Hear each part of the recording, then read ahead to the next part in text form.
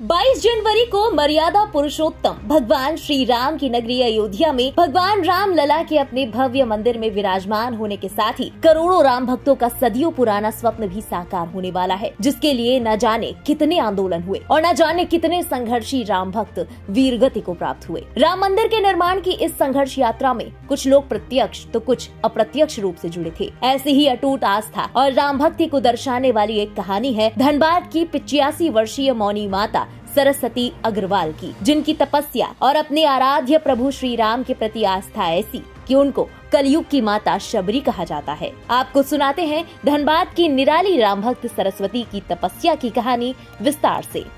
अद्भुत राम भक्ति का उदाहरण बन चुकी ये कहानी शुरू होती है 1990 के दशक से, जब अयोध्या में राम मंदिर को लेकर देश भर में आंदोलन उफान पर था। उस वक्त धनबाद के करमटाण की रहने वाली सरस्वती अग्रवाल ने मौन व्रत का संकल्प लेते हुए प्रण किया था कि जब तक अयोध्या में राम मंदिर नहीं बनता वो नहीं बोलेंगी। ये नीति गोपाल दास जी की प्रेरणा से ये बराबर अयोध्या जाती रहती थी और अभी भी जाती है। तो नीति गोपाल दास जी की प्रेरणा से ये जब वहाँ बाबरी मस्जिद का ध्वंस हुई उस समय ही प्रण ले ली कि जब तक राम लला को हम नहीं देख ले अपने हाथ से इस मंदिर में तब तक मैं मौन व्रत में रहूंगी। और आज तक मौन व्रत में। कितने साल हो गए? करीबन 30 साल हो गए। अब इनका मौन व्रत कब टूटने वाला है? 22 के बाद देखे 22 को इनका मौन व्रत टूट मतलब जाएगा। कहाँ पे टूटेगा? अयोध्या में। अयोध्या से जो नीति गोपाल दास जी के शिष्य द्वारा इनको बुलाया गया है।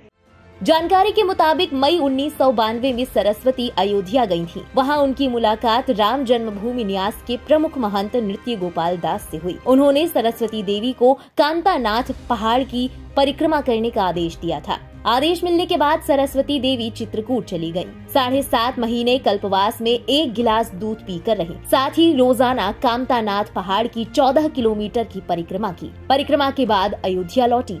6 दिसंबर 1992 को स्वामी नृत्य गोपाल दास से मिली प्रेरणा से उन्होंने मौन धारण किया। मौन धारण के साथ ही उन्होंने संकल्प लिया कि जिस दिन राम मंदिर की प्राण प्रतिष्ठा होगी उसी दिन मौन व्रत तोड़ेंगी।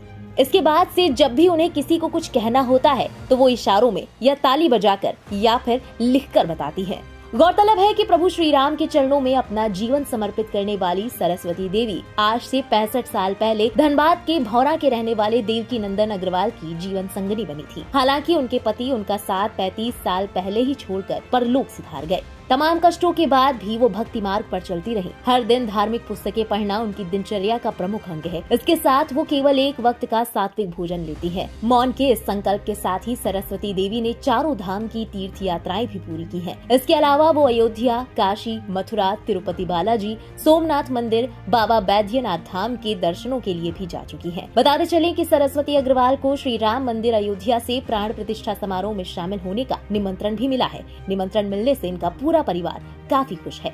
बहरहाल अद्भुत राम भक्ति का उदाहरण प्रस्तुत करती कलयुग की माता शबरी के नाम से विख्यात मौनी माता सरस्वती देवी की ये कहानी आपको कैसी लगी कमेंट में जरूर बताएं। बने रहें इंडिया पब्लिक खबर के साथ। देश और दुनिया की बाकी खबरों के लिए सब्सक्राइब करें हमारे YouTube चैनल को और बेल आइकन दबाना बिल्कुल न भूलें।